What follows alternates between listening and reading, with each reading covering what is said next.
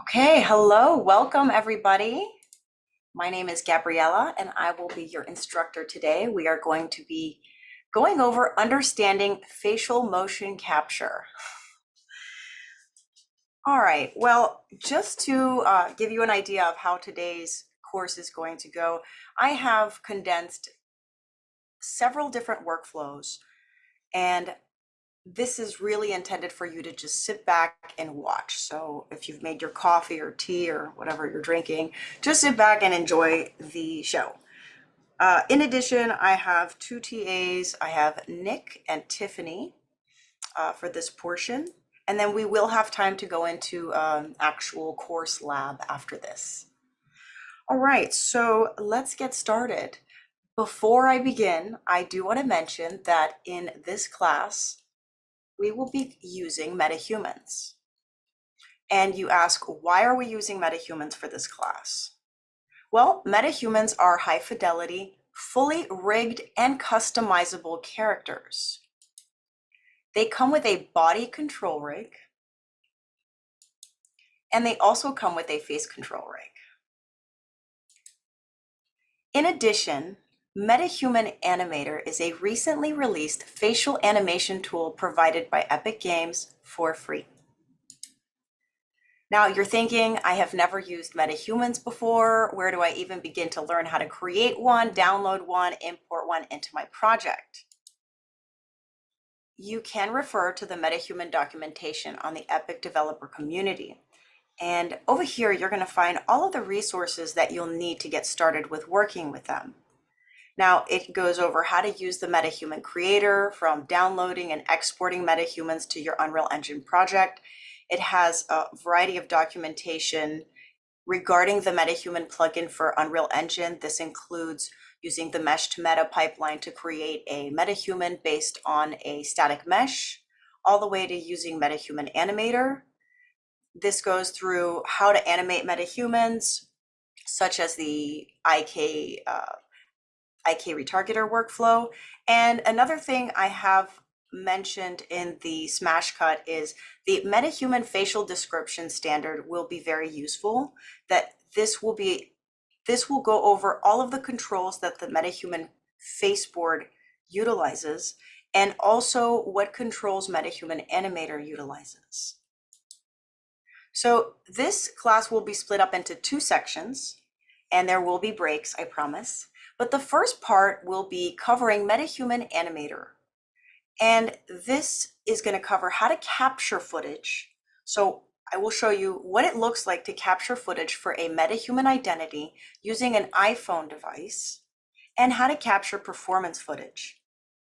I will also show you how you can bring that data into Unreal. So we will be creating a capture source and using the capture manager. And we will also be calibrating MetaHuman DNA. Finally, for this particular section, I will also be covering how we can create a MetaHuman performance asset, process performance footage, and export an animation.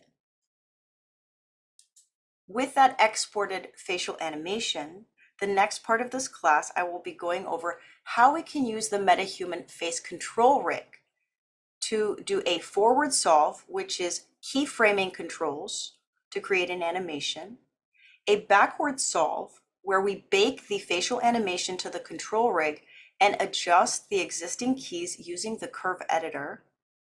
And finally, we'll be doing an additive backward solve, where we bake the facial animation to the control rig and we add on top of an existing facial animation using an additive layer.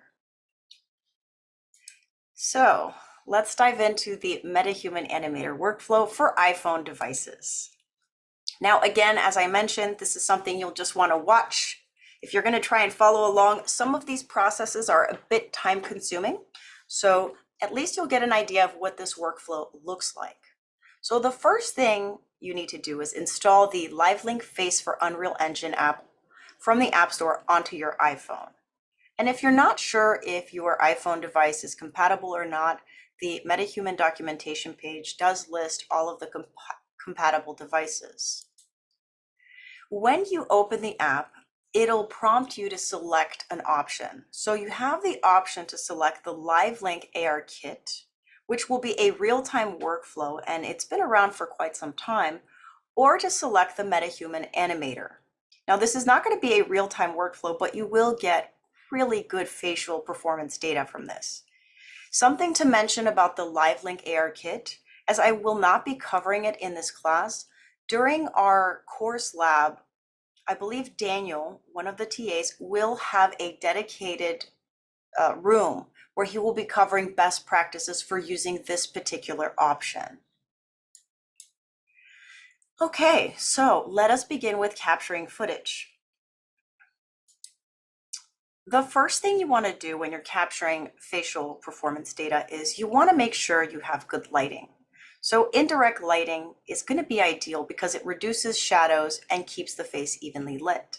Now over here, I show a light pointed at a white wall, and this is going to create that indirect lighting that will reduce the shadows. So this is what I'm using in my particular setup.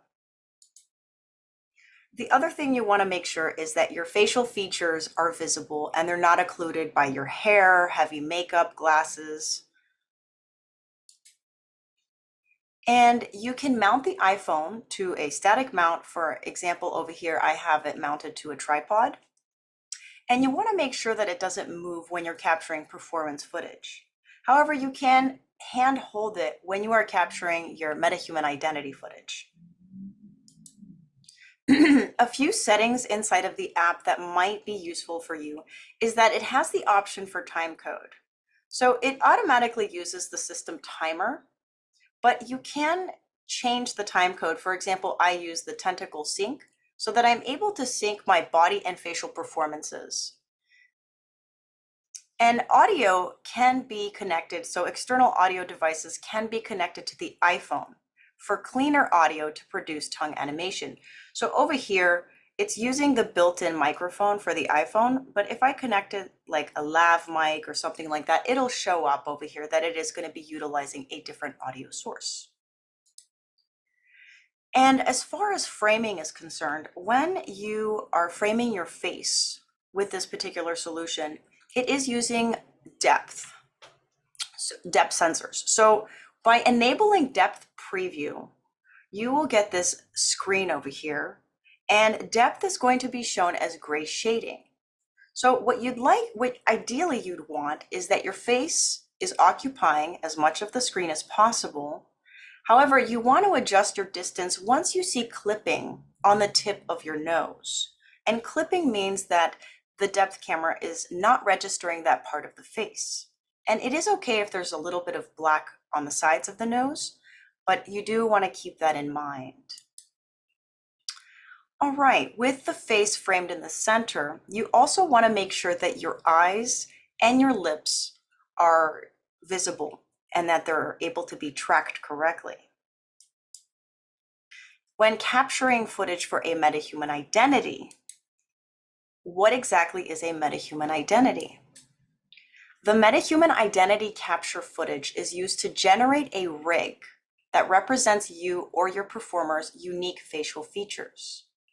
So this means that if I'm capturing performance footage, I want to make sure that the MetaHuman identity that I'm going to be using, it's the same performer that's also in the performance footage. So if someone sent me some performance footage, I'll still need to process that with their MetaHuman identity. The MetaHuman DNA is used to calibrate the solver and interpret the performance by tracking and solving the positions on the MetaHuman facial rig. So over here, I am using my own footage, and I have generated this rig that represents my unique facial features, except for the nose, of course. All right, when you are capturing a MetaHuman identity, the frontal frame is extremely important, particularly for the eye line. So you're going to want to hold a neutral pose, and your eyes should be looking directly ahead in the distance, and your mouth should be closed. You can also capture side frames in order to provide more depth data. And you want to make sure when you're capturing side frames, you're not turning your head too far. You want to make sure that the same tracking markers that were visible in the frontal frame are also present in the side frames. And lastly for this, you can capture a teeth-fitting pose. So this is used to register the bite, and you will want to bite down normal for this pose and make sure that the corner of your incisors are visible. As far as capturing performance footage, the same device class the MetaHuman identity footage was captured with should also be used for the performance footage. This means that if I captured my identity, my MetaHuman identity with an iPhone 12, but now I have access to an iPhone 13, I will want to make sure that my MetaHuman identity and my performance footage are captured on the same device. So they're both on an iPhone 13 or an iPhone 12. All right, as far as capturing performance footage, you want to make sure that your face is in the frame during the entire take. You want to keep your body still, and you can include head movement as long as your facial features can still be tracked. So if I turned my head all the way to face, my right or left, it's going to occlude part of my facial features, and this will affect the quality of the animation that you generate from it. And also, audio will be captured through the iPhone's built-in microphone and is going to produce tongue animation. So the tongue animation is going to be produced only on the audio and not the actual performance footage itself. Okay, so before I go into how to prepare the Unreal Engine project for this, I'm going to share a video showing everything I just covered. I'm going to hit escape. Okay, and I'm going to go ahead and press play. So over here, I've got my lighting set up. I'm making sure that there's no shadows on my face. And I'm just going to go through a few options over here. I'm going to show you where the system timer is located. This is where the microphone, that option would change if you plugged in something. And I have depth preview enabled over here. And really what I'm doing now is trying to get the correct distance my face should be from the iPhone. So now that I've got my face framed and the correct distance, I want to capture footage for a MetaHuman identity. So again, I'm going to repeat what the MetaHuman identity is we are going to generate a rig that represents your performer's unique facial features. All right, I'm going to begin by capturing a neutral pose for the frontal frame, so my face is relaxed and my eyes are looking directly ahead in the distance. I'm going to slowly move my head to one side, making sure that my facial features are still visible. And I'm going to repeat this for the other side of the face. And I'm going to finish with a teeth-fitting pose where I'm just going to bite down normal and show the corner of my incisors.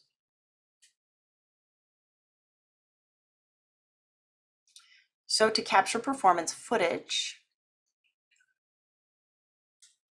welcome to the Animation Fellowship of 2023.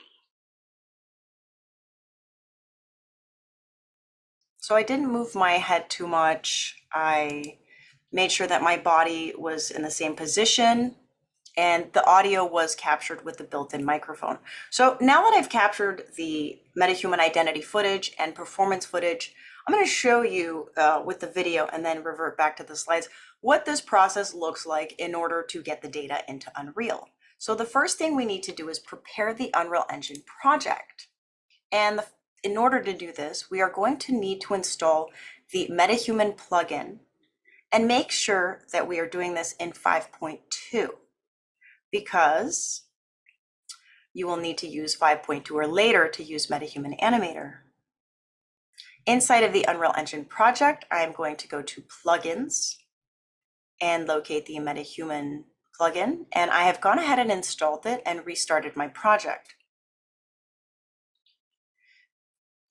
Another thing I want to do is go to my project settings.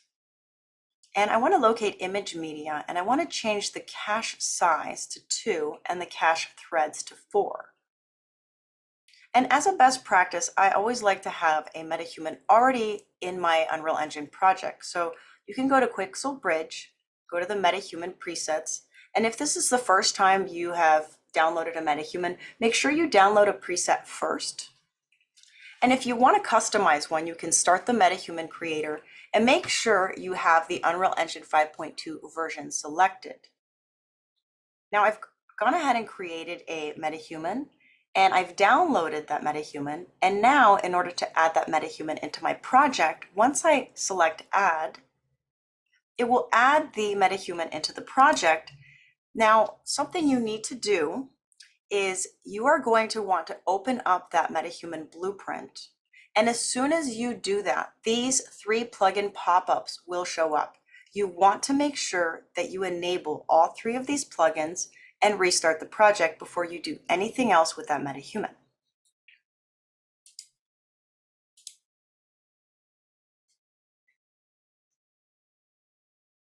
So I'm just leaving that slide there so you remember it. All right, so let's ingest the footage into Unreal.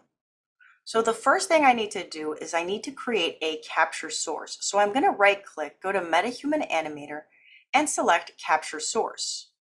I've given this a name, and whatever name you give it is going to be the name of that MetaHuman identity.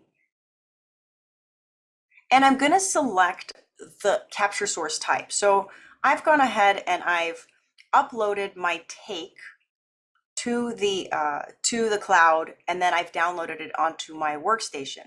So I'm just assigning the path to this. But you can also stream it in with your iPhone turned on. So the next step I'm going to do is go to the Capture Manager under Tools, select this capture source, add it to the queue, and then import it into my project.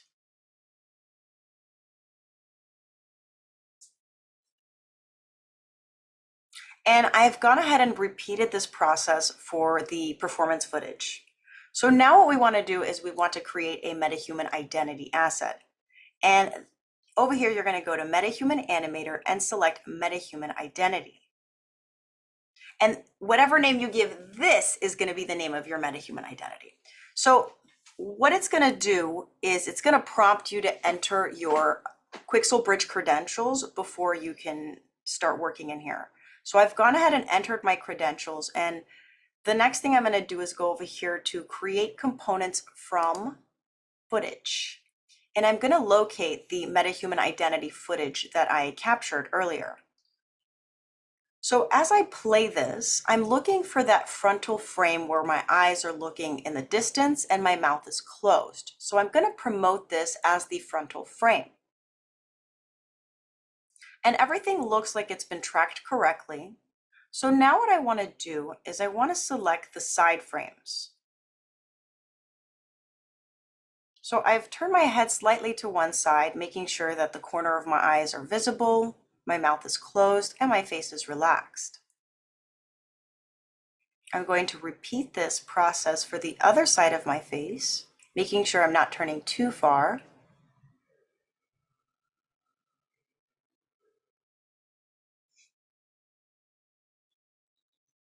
And now I have my 3 frames, my frontal frame and my 2 side frames. So what I can do now is select MetaHuman Identity Solve in order to generate that rig. So there it is, that's me. And what I want to do is I want to inspect this and make sure the eye line is looking correct. The mouth is closed, everything looks good. And you will get a mesh, a skeletal mesh inside of your project as well. But we're not quite done yet. What we want to do now is we want to select the body component and we want to assign it a proportion that we're happy with. So I've picked the female medium. And then we're going to select mesh to MetaHuman. And I'm going to auto rig the identity. It's only going to rig the skeletal mesh in my project, but you can send one to the MetaHuman creator and add grooms and skin textures and all that good stuff. So I'm going to wait for this to complete. And now that this process has completed, what I want to do is add that teeth fitting pose. So I've gone to add pose, and add teeth. And I'm going to go near the end of my footage where I captured that teeth pose. And I'm going to look for that frame where my incisors are visible. And I'm going to promote a frontal frame. All you need is a frontal frame for this. And now I'm going to fit the teeth. And once this process is complete, we are ready to prepare for performance. So I'm going to pause it here for just a moment. This is one of the reasons I recorded this, is once you prepare for performance, this process can take about 8 minutes. And something you want to keep in mind is it will utilize a decent amount of your CPU and your RAM. So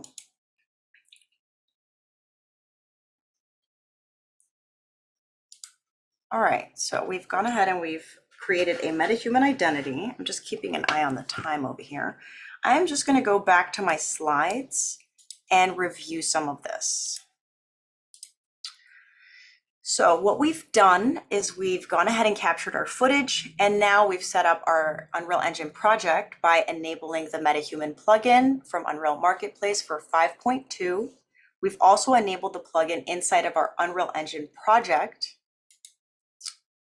We've also gone to project settings, and we've changed the cache size to 2 and the cache threads to 4. And again, these instructions are available in the MetaHuman documentation. I've also added a MetaHuman into my project by going to Quixel Bridge. I've downloaded a preset, and I've also created a custom MetaHuman by going to Start MetaHuman Creator, and I've made sure that I am using the Unreal Engine 5.2 version. With the MetaHuman imported into my project, I've opened up the blueprint, and before I've done anything else, I have enabled these 3 plugins and restarted the project. We've ingested the footage into Unreal. So in order to do this, right-click in an empty space, select MetaHuman Animator and Capture Source, and you can name this whatever you want. And what I've done is I've selected the capture source type. So I have the live link face archives. Again, I've uploaded this take up to like OneDrive or Dropbox, and then I've downloaded that onto my workstation. Now, if you are using the live link face connection, just make sure that your phone app is running on the same device. All right. We have over here selected the storage path of where the live link archive take is. We've saved this, and then we're going to go to Tools, Capture Manager, select the capture source, add it to the queue, and import it. And I've repeated this process for the performance footage as well. We've calibrated MetaHuman DNA. So in order to do that, we've right-clicked in an empty space, selected MetaHuman Animator, and selected MetaHuman Identity. We've given it a name. We've assigned, we've opened it up, and we have signed into Quixel Bridge. We've created components from footage. For the neutral pose, we've promoted a frontal frame. We've also promoted side frames for the left and right side of the face.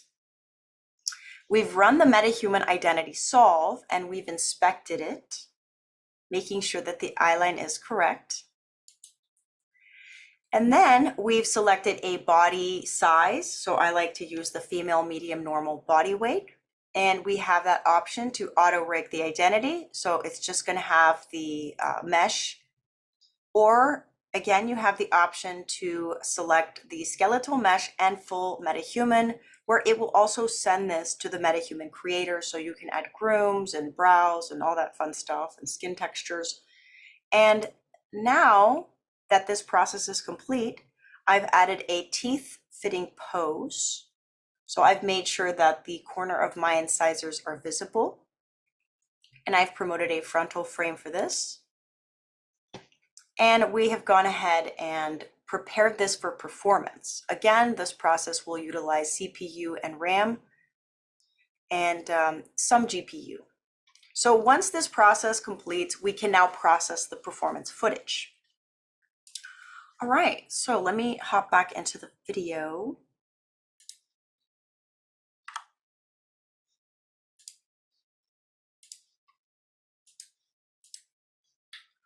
So over here, I am going to right click, select MetaHuman Animator, and this time select MetaHuman Performance. I'm going to open this up, and on the right-hand side, I want to assign the footage, the performance footage I captured.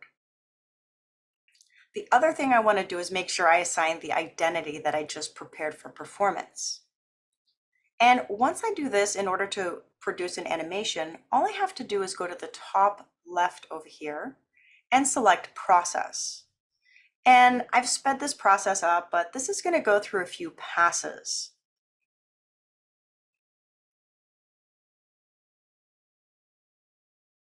And once we see the green line go across the sequencer track, we are ready to see this data. So I'm using the dual pane mode over here so I can see both my footage and the identity side by side. This is where I'm overlaying it with wipe mode. I'm looking at the eye line. And I can also view just the MetaHuman identity asset. I can also enable the control rig in this window and see what controls are utilized. They're also visible in the details panel on the right-hand side. But now I want to export this animation. So I can export it as an animation sequence, and by default, it'll give the first two letters as AS for animation sequence. And I have the option to leave head movement enabled, but for this, I'm just going to disable it and create. And once I do this, I now have a facial animation.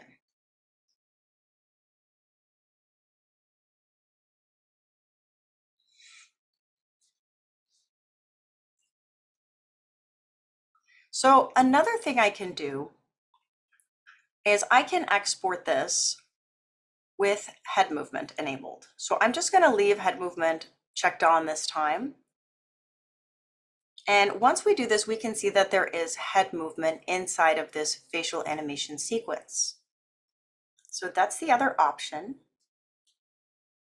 And then there's one other option is if we want to view this outside of the MetaHuman performance asset with the performance footage and the MetaHuman identity, what I can do is export this as a level sequence. So once I select this, it'll give me a few options. I'm going to leave everything at default. And if I open up this level sequence, it'll show the sequencer track with the media plane and the MetaHuman identity. So that's great. Okay, so we are at 133, but I think I'm still good to go. I'm going to stop after this next section. But first, I just want to review my slides. So we've gone ahead and we've created a MetaHuman performance asset. To summarize, we've right-clicked, selected MetaHuman Animator, and selected MetaHuman Performance. When you open this up, in the top right corner, we're going to assign the MetaHuman Performance footage, and we also want to make sure we assign the identity, the MetaHuman identity. We've selected Process, and by doing so, an animation is generated, and we can inspect that to make sure everything is looking correct. The one way you can export an animation sequence without head movement is you just go to Export Animation. You can either leave this enabled or disabled. And you can also export this as a level sequence so that you have the media plane of the footage and MetaHuman identity asset. All right, so now we have a facial animation sequence we can work with.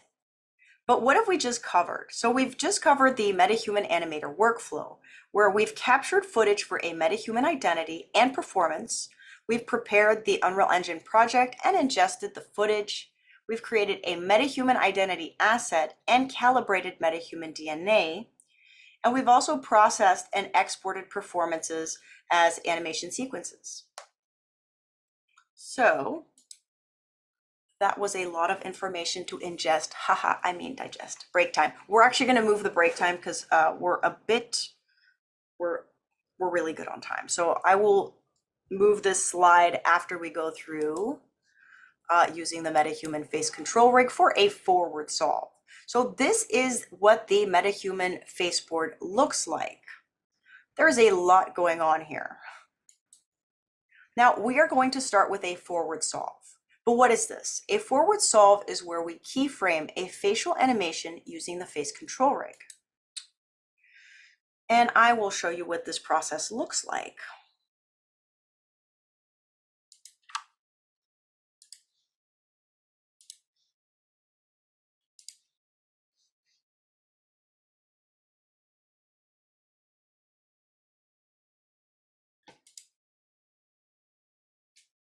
All right, so the first thing I like to do, I have on my MetaHuman already in my level, is I have set up some cameras. I highly recommend you view the face and the control rig through a camera when working with facial performance data.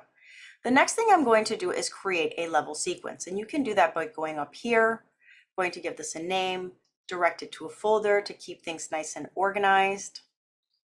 And now I want to add my MetaHuman into Sequencer. So I can go to Track, Actor to Sequence, and locate the MetaHuman blueprint. Now, by default, we will notice that the body and face control rig appear. We're also in animation mode, and we have an animation panel over here, which has a variety of settings. And we also have the animation outliner, which becomes visible, which lists all of the controls. And we also have the animation details, which will list the values for those controls. Now, I am not going to be using the body control rig, so I am going to delete it. And I'm going to adjust the viewport a little bit so that this is visible. Now, before I start selecting controls, one thing I want to make sure I'm doing is I set the transform gizmo to local space and I turn snapping off. Now, to select a control, once you select a control, it will be highlighted in Sequencer, and it will also be highlighted in the anim details and also in the anim outliner. And we have some information about these controls. So this one has an X and Y axis, and we can make a key in the anim details panel, or we can create keys for the X and Y value of the jaw in Sequencer.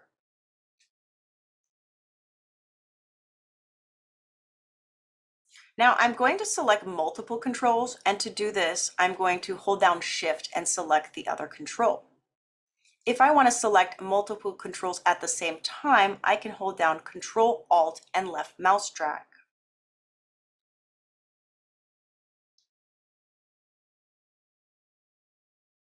Now I'm going to go ahead and select these two controls, the dimple controls, and inside of Sequencer, I want just these to be displayed. So I'm going to go to the Sequencer filter and check on Selected Control Rig Controls so that only these are displayed. And in order to create a key, I'm going to reselect these and press the letter S. So I'm going to move a few frames in Sequencer, and I can now use the slider if I want to adjust the values for these controls and press the letter S, or I can keyframe them in the anim details panel. I'm going to move this over a few frames.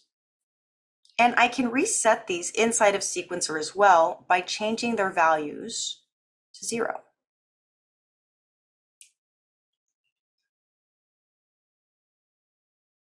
Now I've got the mouth control selected, and over here the mouth control has a value for the X and Y axis.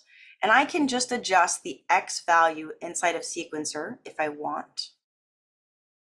And I can also reset it here or reset it in the anim details panel. And if I want to play the sequence, now I want to see what I've keyframed. Something you might want to note is by default, Game View Clean Playback Mode is going to be enabled. Now with this disabled, the control rig will stay visible when you play the sequence. But if I leave this, if I turn this back on, which is what it's always set to, the control rig will disappear. So just a little tip over there. So I'm going to make sure that this is unchecked. Now, another thing I like to do in order to keep things organized is I like to create markers. So over here, I've pressed the letter M, and if I right click on this marker, I have a few options. So I can give this a name and label it. And I can also assign it a color and put comments in here. And markers are extremely useful when working with facial data. So another thing I want to do is I want to select the eye control. So the eye control is going to have an X and Y axis. So if you're not familiar with the X or Y axis does, the X is going to move a control left and right. And then the Y axis is going to move it up and down. Now, some controls don't have an X and Y axis. So for example, the suck blow control is going to have values that go from 0 to positive or -1. So each control is not the same. They'll all have different values. So it's good to get familiar with what each control does and what their value options are. All right. So I'm going to check this off. And this was an overview of a forward solve. So what I've done for my forward solve, the animation I've created, is I've gone ahead and keyframed the entire face control rig. And if you want to get acquainted with the MetaHuman faceboard, I recommend that you go through every single control and see what part of the face it affects and what areas of the face it influences. This will give you a better idea of what controls you're looking for when you're making adjustments to the faceboard during fine tuning or adjusting certain areas of the face. And again, I do recommend you check out the MetaHuman documentation where it has linked the what each control does. It has an animated GIF. And if you are already familiar with the MetaHuman face control rig, you will notice that there's a few new controls, some new tongue controls, and the thickness controls as well.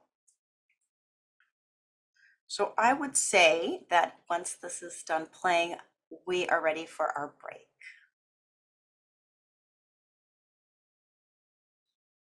Okay.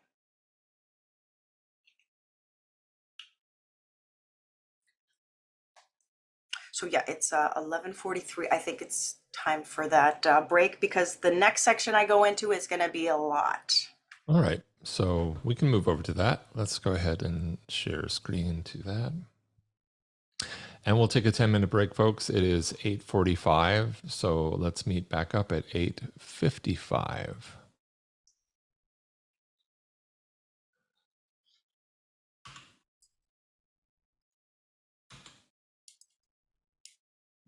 Let's see here. There we go.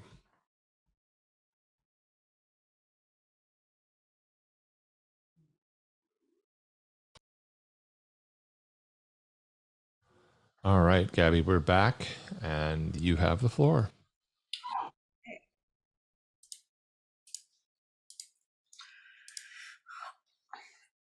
All right, so everybody is back.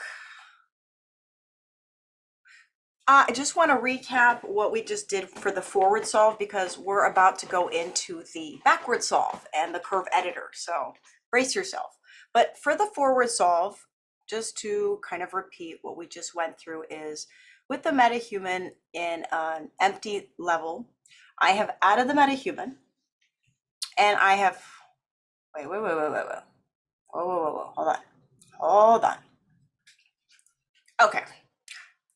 With the MetaHuman in an empty level sequence, I have added the MetaHuman, and again, by default, the body and face control rig will appear, and you will go into animation mode.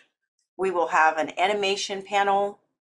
We will also have the anim outliner panel and the anim details panel. Now, again, the animation panel has a variety of tools, so you can hide control shapes, you can adjust the gizmo scale. We have the animation outliner. You can search for controls. It has all of the controls listed in here. and the animation details over here will show you what values each control will have, and you can also keyframe over here. Again, when using the faceboard, you want to make sure that you change the transform gizmo to local space, and you want to turn snapping off. To select one control, just click on it. If you want to select multiple controls, select one control and hold down Shift to select the other control. To select multiple controls at the same time, hold down Control, Alt, and left mouse drag. You can create a key by pressing the letter S. You can also use the animation details panel to create a key, or you can reset controls by moving the slider or changing the control values inside of sequencer over here. Some controls have different values, so the eyes have an X and Y axis, so X will move it left and right, and Y will move them up and down. Some controls have a value from 0 to positive or -1. And I did mention the sequencer filter, which is very helpful. By turning on selected control rig controls, you will be able to view only the controls that you have selected, and the sequencer playback option so that the control rig stays visible when playing a sequence. Make sure you uncheck game view clean playback mode. All right, we've created markers. I will be creating a lot of markers in the upcoming section, but to create a marker, you press the letter M. And again, you can label this, you can put comments in here, and you can assign it a color. And this is the MetaHuman facial description standard. So it has all of the controls on the MetaHuman faceboard, and it'll also indicate which ones are driven by MetaHuman Animator. All right, so let's move to a backward solve. But what is a backward solve is where we bake the facial animation to the control rig, and then we modify the existing keys. All right, so let me show you what this process looks like.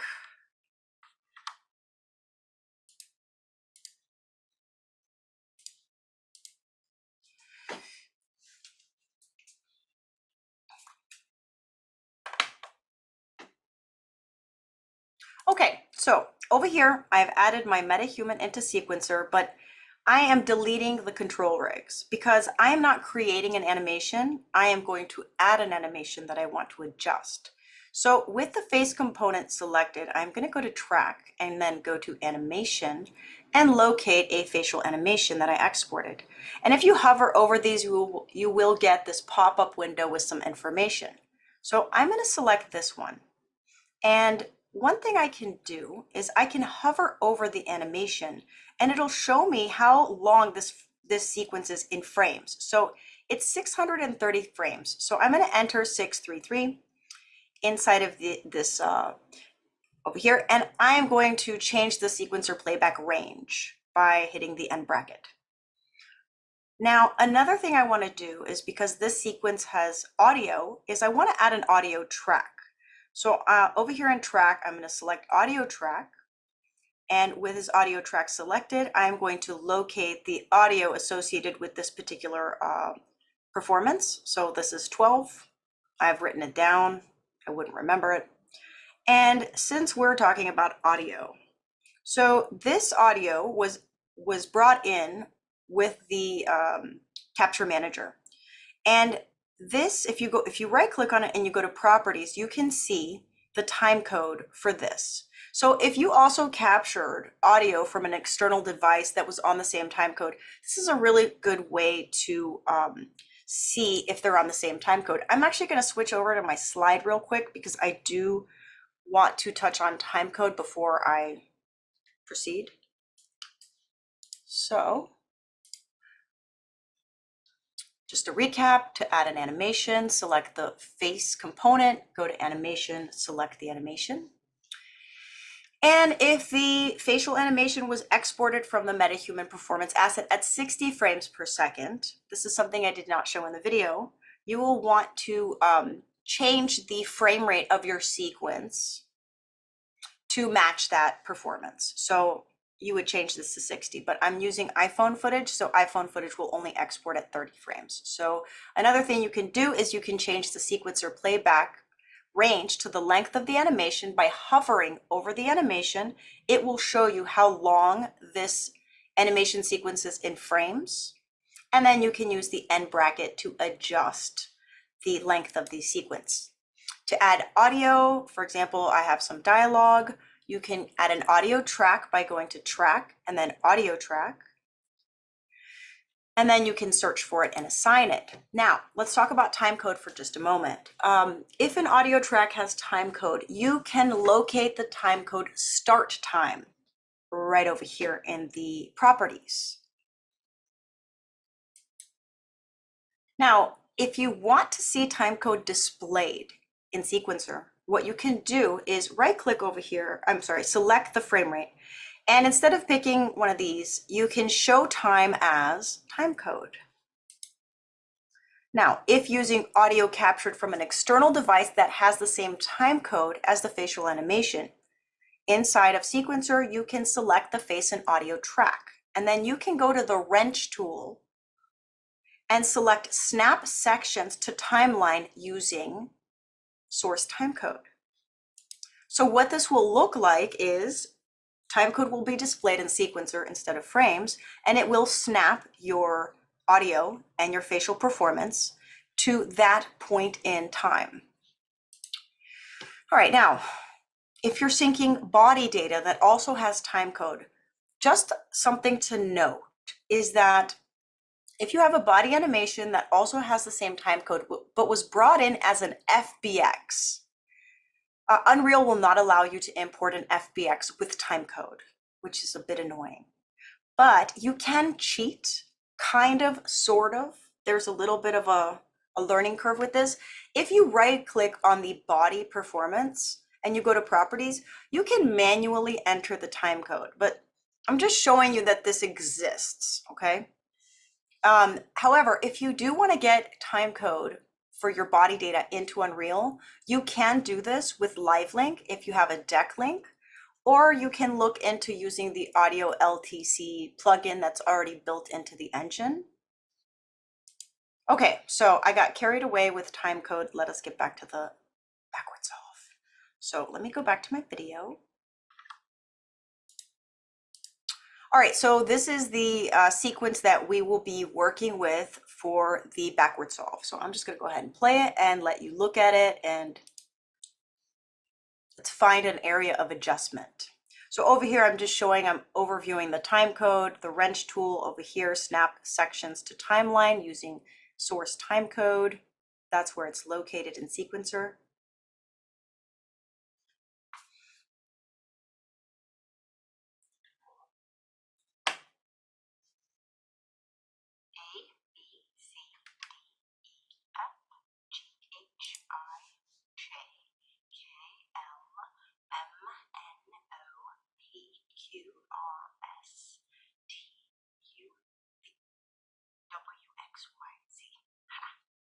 Just happy I got the alphabet right. Okay, so this is the sequence we're going to be working with. Now, what I want to do is I want to bake this to the control rig. So I'm going to select the face component. I'm going to select bake to control rig and select the face control rig board. I'm going to leave everything at default, but it does have a few options.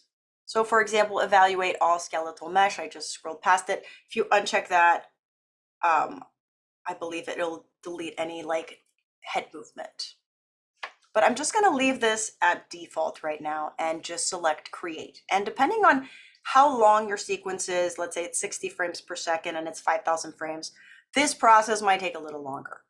But as soon as I do this, okay, now the facial animation has been baked to the control rig. And now we can see that if I drop this down, every single control, we can see all of the keys for that control. And if I play the sequence, we can see on the face control rig which controls are being utilized.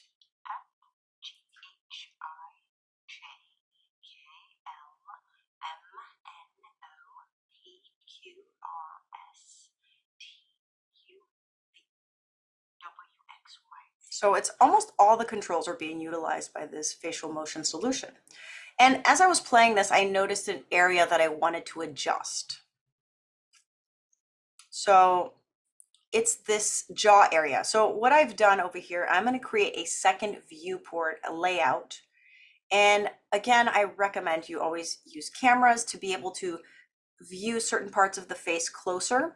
So on the left-hand side over here, I want to show you the jaw, how it's popping forward like that.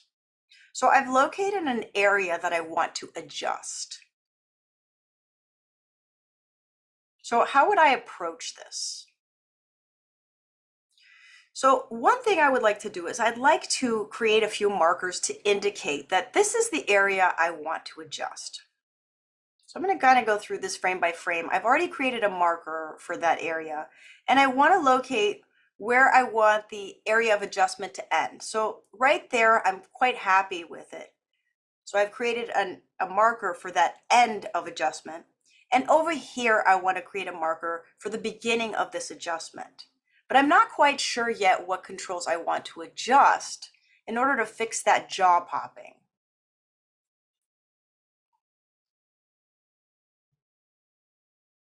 So what I'm also doing is I'm also looking on the face board to see what is moving.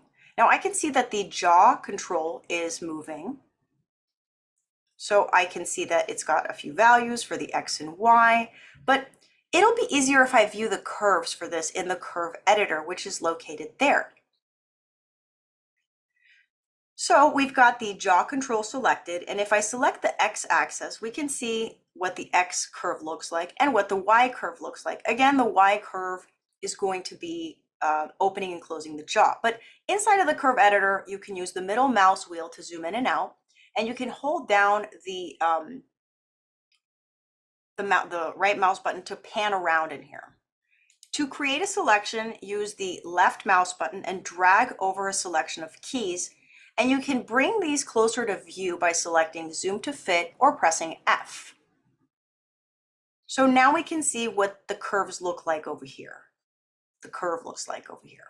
So I'm kind of looking at the section where I've put my markers to see if there's anything like any pops, any changes in values that I'm, curious to see about. So what I'm going to do just to double check is I'm going to change the axis snapping to Y only.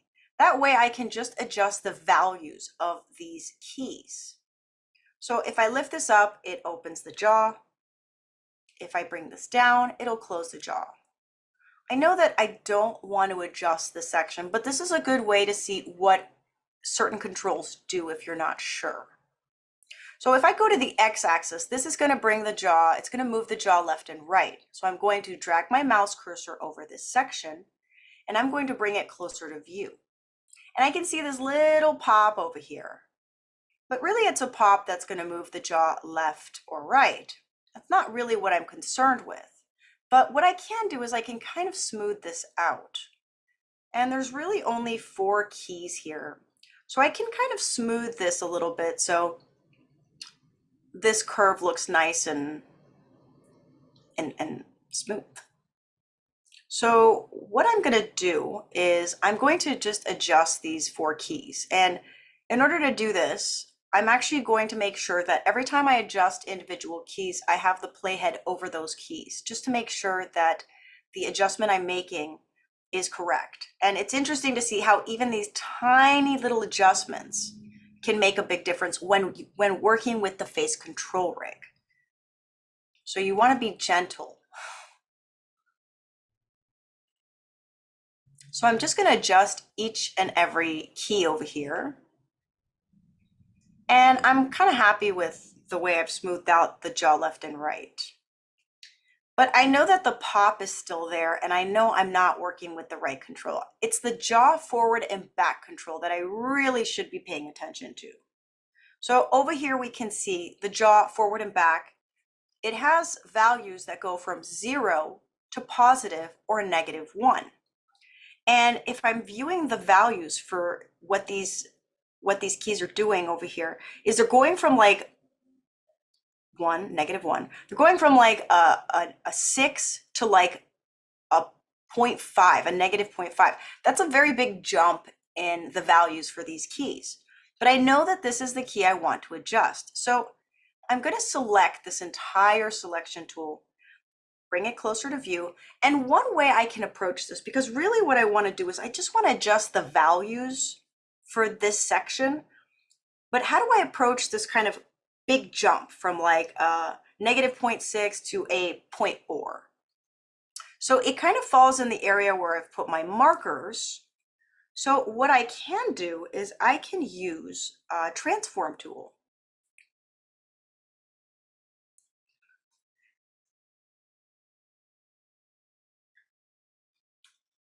All right, so I've selected this section of controls over here, and the transform tool is located here. I'm going to bring it closer to view.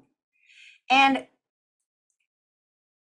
depending on where the center point is located, if I move the upper or lower boundaries of this lattice, it will either increase the value for these selected keys, or if I move the center point to the bottom of the lattice and then move the upper boundary down, it will decrease the values for these selected keys. And that's what I want. I just want to bring the values down. So it's kind of fixed this area over here. I can still see that little bit of a pop on the jaw. I just want to adjust that one little border key. And over here, right around here, I just kind of want to smooth the values out for these as well. So I'm just going to select these and I'm going to move the center key up because I want the values to kind of be around the same. So around negative 0.2. So I'm just going to bring these up a little bit and then just move that one. And what I'm going to do now is I'm just going to kind of scrub through this and see if I can still see that pop, like adjusting the values, did that make a difference? And we could really test this out by just playing the sequence a little earlier. So I'm just going to move this to a little before this area. And now when I play it, I want to see if that pop is visible. Can't even tell it was even there. So I think we did good using the transform tool by adjusting that little section. Now, another thing I can do is I'm going to select the tongue bend twist control. So I mentioned earlier that tongue animation is produced from the audio. Now this was my built-in microphone. I had a lot of background noise. And when I'm viewing the curve for this control, we can see there's a lot of noise in there. It's not very smooth looking. So if I wanted to smooth out a curve, one thing I can do, I'm just going to bring this a little closer to view, is I can use a filter to reduce some of this noise along this curve. So on the right over here, I'm going to select the filter for the curve editor. And it has a few options, but I find that the Fourier transform option with the response set to Butterworth will remove high frequency noise along a curve when pressing apply. So I'm going to bring this a little closer to view so we can see what this looks like. And I'm going to start pressing apply, and we can slowly start to see that these keys start to look smoother in this curve. But something you want to keep in mind is that when you press apply after a long time, this begins to affect the boundary keys of this selection. So we can see at the end of the selection and at the start, these little keys start to kind of pop out. And we want to keep an eye on these and move these because by smoothing it, we're also producing these little pops. So with the selection tool, you can move these back in place, but keep this in mind.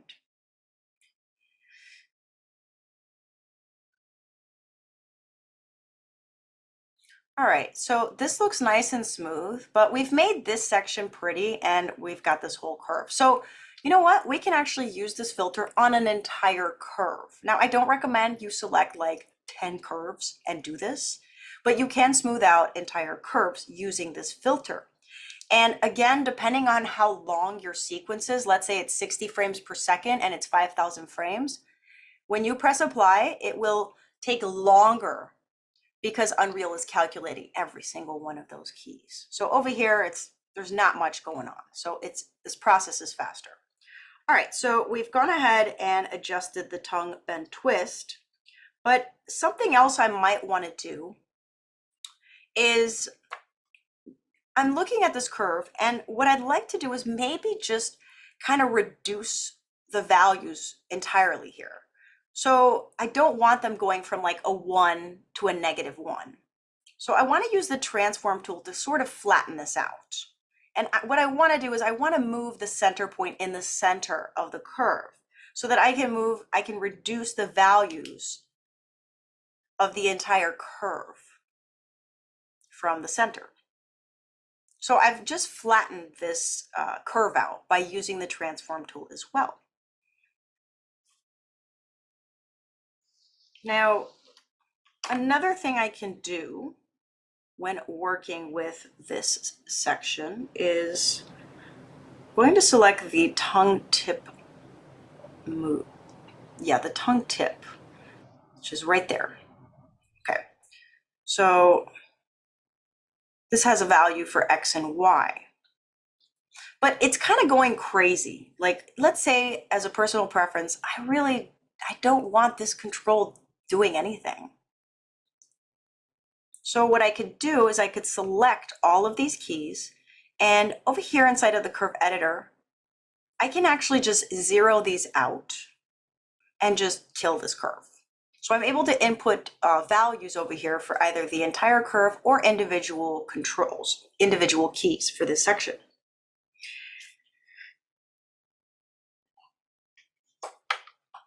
All right, so I'm kind of happy with this now. There's one other thing I want to do before we wrap up the curve editor is I actually want to adjust curves for multiple controls at the same time. So MetaHuman Animator uses the eyes move independently, the left and right eye. So I just want to select both eyes and I want to adjust the curves for these. So one thing I want to do is I want to turn on the sequencer filter for this. So I'm going to go over here and check on selected controller controls to kind of clear things out. And I'm going to drop these down and I want to look at the x-axis for the left eye and pin this. And also pin the x-axis for the right eye. And what I'm looking for here, as far as the eye line is concerned, something I've noticed is when the brows raise up, sometimes the eyes will kind of tilt down. But the x-axis is really only adjusting the left and right. So I want to look at the up and down movement of the eyes, which is the y-axis. So what I want to look for here is when the brows raise, do the eyes tilt down? Like over here, I can't really see it very well, so I'm going to keep going.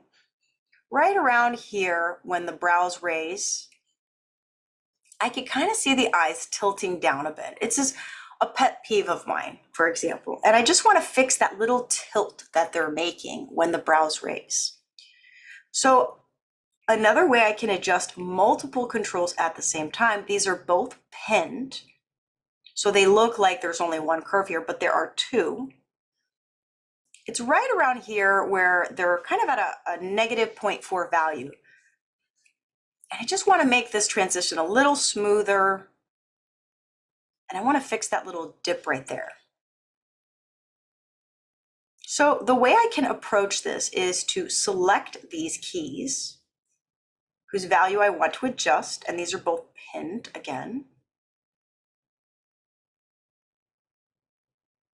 And I want to turn the transform tool on, and I want to move that center point up and just move them so that they're all the same value. So now I'm not really seeing that, dip in the eyes looking down with the brows raising. Okay, so this is how you can adjust the curves for multiple controls at the same time.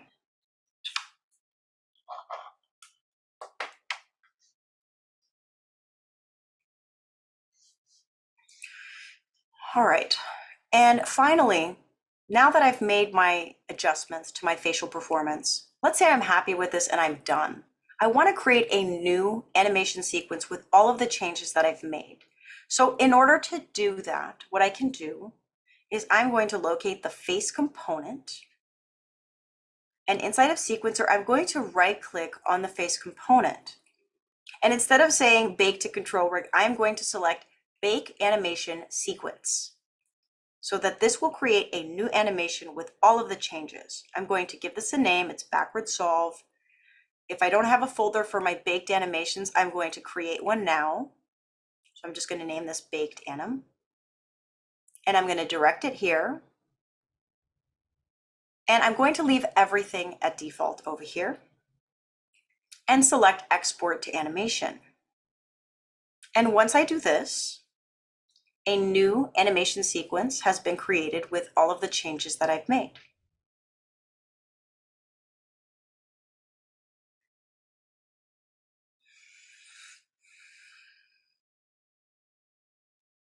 Okay, so this is the backward solve where we use the curve editor to make adjustments. So I'm just going to stop this video for just a second and review. Oops. Okay, so let's go back here. All right, so we stopped on the slides with time code. We're going to review the backward solve one more time. So what we needed to do is bake the facial performance to the control rig. All you do is select the face component, right click and select bake to control rig, and select the face control rig board. Once we do that, we have the animation baked to the control rig and can adjust the keys for each individual control. We can adjust the curves for each control by opening up the curve editor over here. This is your friend. And we can zoom in and zoom out using the middle mouse wheel in this area. And we can pan around by holding the right mouse button down. We can make a selection of keys by dragging the cursor over the keys while holding down the left mouse button. And we can bring the selection closer to view by selecting the zoom to fit or pressing F. We can use the selection tool and change the axis snapping to Y only to adjust only the value of those keys. And while using the selection tool, we can adjust the keys of a control by moving each key individually. We can also use the transform tool right here to adjust the values of a selection of keys in a curve. And we can move the upper or lower boundary of the lattice in the direction of the center point. We can decrease the values of the keys by moving the center point to the bottom of the selection and by dragging the upper boundary down. This is flattening the curve. We can leave the center point in the center and we can flatten out the entire curve. And we can also use the filter option to adjust the curve. So with Fourier transform, by setting the response to Butterworth, we can remove high frequency noise along a curve. When pressing apply, we can see the curve begins to look smoother. But when we press apply after a few times, adjust the keys on the borders of the selection with the selection tool.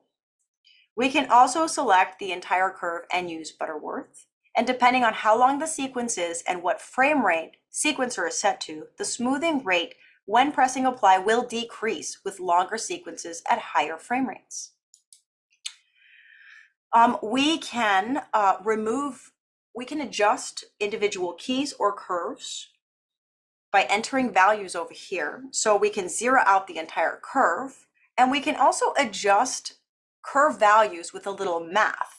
So for example, if I enter this, it will scale the entire curve in half. And if I enter this, it will reverse the entire curve. So to finish with this section, once we are finished adjusting the existing keys of the facial animation, we can create a new animation with all of the changes that we've made. So you can right click on the face component and then select Bake Animation Sequence. Give it a name, direct it to a folder, leave everything at default. So now we have finished using a backward solve, and it's 12:25. So I think I've got like 5 more minutes before we go into a break, but I can keep going if you guys are not asleep. So what I want to do is I'd say keep going. keep going. Yeah.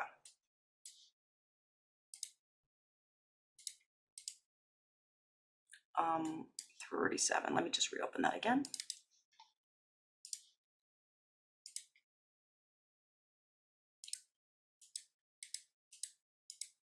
Okay, so this is where we finished. So the next step is going to be an additive backward solve. Okay, so I do not want to modify the existing keys using the curve editor, okay? I just want to keep things simple. How else can I adjust a facial animation? We can use an additive backward solve where we add keys on top of an existing animation.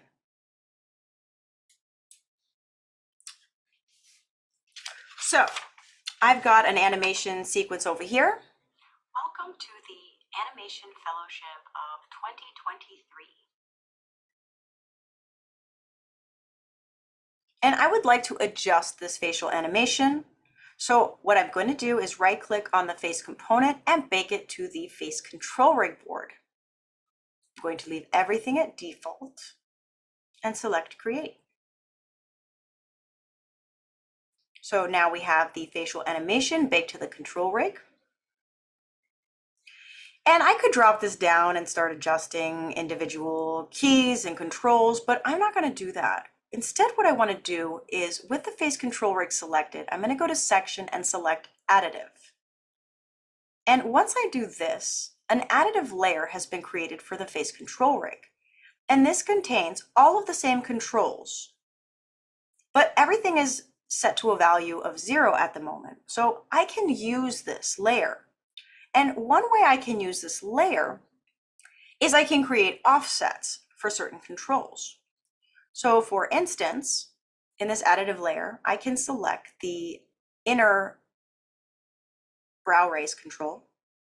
And if I lift this up and I create a key here, this will stay at this value throughout the entire animation. It'll essentially override the existing keys. So she's going to look kind of, like she's faking the smile over here. But this is how you can create offsets using the additive layer. Now, I don't really want her to look that way, but I can also view these values inside of the curve editor for my additive layer as well. So I am actually going to select these and change these to 0. But even if you adjust the keys inside of the curve editor, I've already dropped some keys inside of sequencer. So I need to select these, I need to delete these, and I need to manually reset these by changing these to 0. Okay, so that is one way you can use the additive layer to create offsets. Another way we can use this is we can use the additive layer to adjust specific areas of this animation. So as a best practice, I recommend you create a neutral key for the entire additive faceboard track at the start of the sequence, and you also create this neutral key for all of the controls at the end. So this ensures that all of the controls are going to be set to a value of 0. So now what I'm looking for is an area that I want to adjust. So one thing I can do is I can animate controls that are not utilized by this facial motion solution. For example, I want to adjust the pupil control, which isn't used.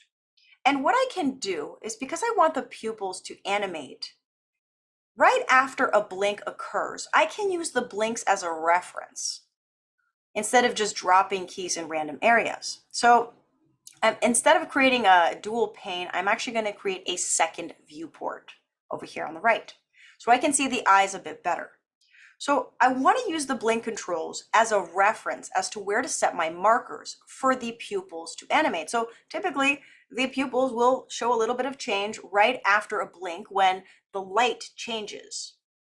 So perhaps she's in a dark room, or perhaps there's a light shining past her eyes, but I want the pupils to adjust right after that blink and right before it. So right here is the end of that blink.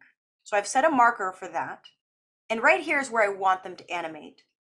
And right at the start of the other blink is where I want this pupil to go back to normal. So I've set some markers here using the blink controls as a reference. So I don't really want to modify the blink, so I'm gonna get out of here. And what I want to do now is I want to select the pupil controls. So they're right over here, right above the left and right eye. So with these selected, I know that I don't want them to constrict like that. I want them to dilate because it would look weird if they constricted like that.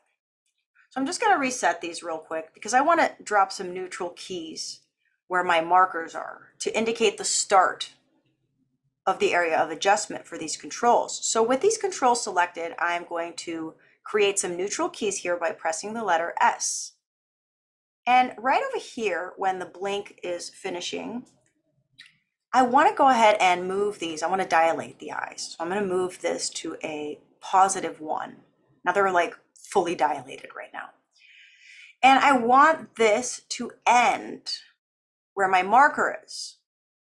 So I'm going to go ahead and reset this to a value of 0. But we can see that, like, you know, they go to a value of 1 and then they slowly start going to a value of 0. So I think that looks weird. So what I can do is, if I view this in the curve editor, we can see that dip. We can see how the value just kind of increases and then slowly starts to decrease. So I can make some adjustments to this in the curve editor as well. So I'd like the pupils to stay dilated right around here. So what I can do is I can hold down the middle mouse button and click on these curves and create a key here. And what I want to make sure I do, because I want to lift these up so that they're at a value of 1, which is a bit extreme, Gabby. I want to select these and I want to move them up. But before I do that, I want to make sure that I change the axis snapping to Y only, so I'm only adjusting their values. So now the pupils are fully dilated. And maybe I don't want this adjustment to be so abrupt. Maybe I want to decrease the value of these pupils. So I can just select these keys that I created for both of them and just bring them down a bit. So this is where you can just make a few minor adjustments to controls that are not being utilized, that don't really have any values. You can use other control curves as a reference instead of just randomly adding, you know, animations to the faceboard.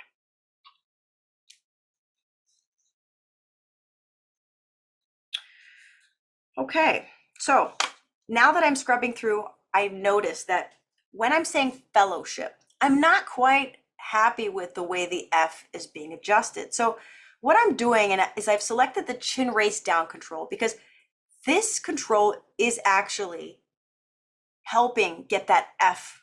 So I'm going to use this as a reference to set some markers to indicate the chin raise down are they're at their highest value right there, but they're at their lowest value where I put my markers on the sides. So what I want to do is I want to use these controls as a reference to where I want to change the values. So I'm setting a neutral key for the chin raise down controls at the start of the area of adjustment where they're automatically at a value of 0, and at the end where they're also at a value of 0. And right here is where they increase. So instead of using the slider, what I want to do is I just want to increase these values individually so they're slightly uneven. And now I've increased the values for the chin raise down controls based on what the existing curves for those controls already is. So the transition looks smooth. Okay, so I'm going to go ahead and uncheck the selected controls.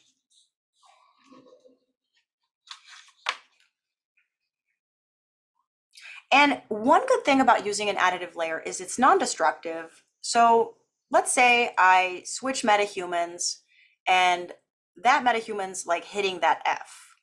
If I select the additive layer, I can go ahead and mute it. And I can see that this area of adjustment where I added that chin raise down, that's where that's located. Those keys are located.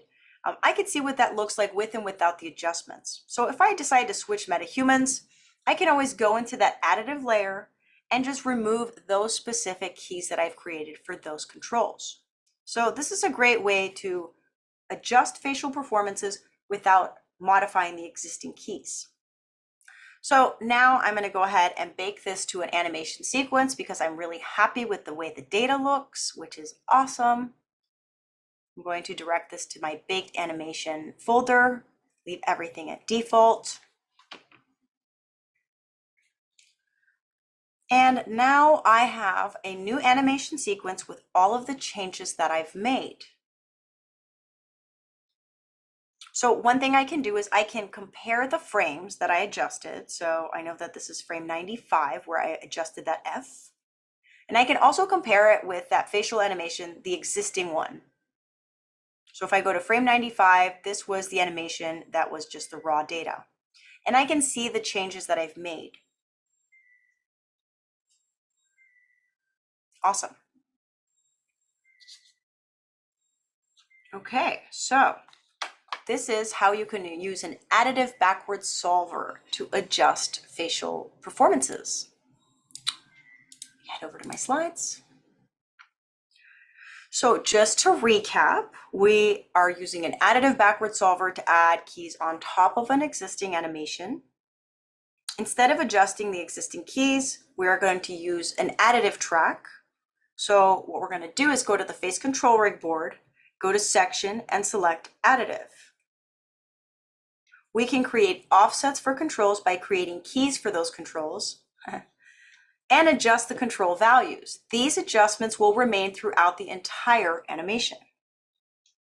To adjust only specific sections of controls as a best practice, create a neutral key for the entire additive control rig track by just minimizing this and pressing this key option.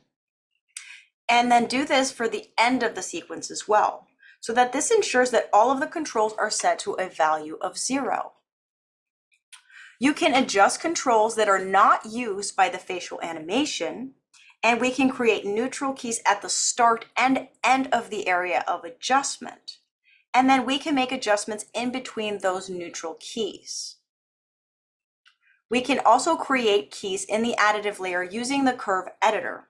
So select the frame on the curve you want to add a key and press the middle mouse button. To adjust controls that already have curves with values, you can use those control curves as a reference for the start and end of the area of adjustment. In this example, the chin raise down curves are used as a reference to mark where the area of adjustment should start and end, and where the area of adjustment should be made. You can mute the additive layer and compare the adjustments you made with the original animation. And then you can right-click on the additive layer track and select Mute.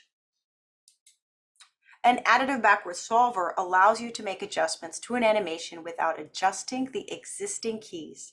And you can always remove keys from an additive layer and preserve those adjustments from the existing animation. So what we've just covered is how to use the MetaHuman face control rig to do a forward solve where we've created an animation using the control rig. We've done a backward solve where we bake the animation to the control rig and use the curve editor to adjust its existing keys. That was a lot. And then we've done an additive backward solve where we've added keys on top of an existing animation using an additive layer. And then finally, we've baked all of these to animation sequences and created new animations with the adjustments that we've made. So this was a glimpse of what can be accomplished with the built-in animation tools and control rig entirely in Unreal.